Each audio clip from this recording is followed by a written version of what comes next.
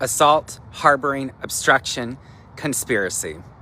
I'm Jonathan Lockwood. I'm running for Congress in Oregon's 5th Congressional District. Oregon, we are putting Tina Kotek on notice because at this point, it's not even accurate to say Tina Kotek has failed. Failure would imply that she tried. No, what we are witnessing is something far darker and far graver. A governor whose behavior is now so extreme, so disconnected from lawful governance, that respected legal scholars are publicly warning her of criminal exposure. She hasn't simply been issued a caution. It was not a suggestion that she reconsider.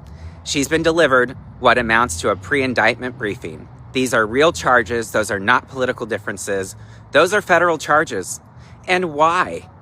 Because Tina Kotek is openly threatening federal officers, not hypothetically, not rhetorically, directly and explicitly. She has stepped into a realm reserved for people who think they're above every law binding the rest of us. Tell me, what competent governor threatens law enforcement for doing their jobs? What rational leader tries to bully ICE agents while her state collapses under the weight of the lawless environment that she created? Not just as governor, but as Speaker of the House as well.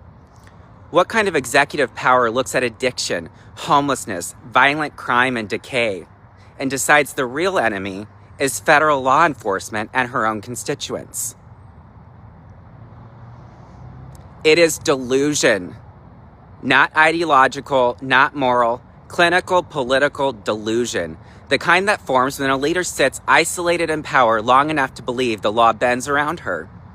And now legal experts for common decency, norms, and the rule of law have to speak to her the way a teacher speaks to a defiant child. You are not a queen. You are not above the law. You can and likely will be prosecuted.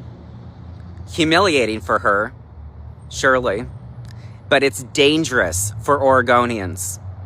Kotek has turned Oregon into a sanctuary for failure, for dysfunction, for criminals who benefit from her hostility toward the law.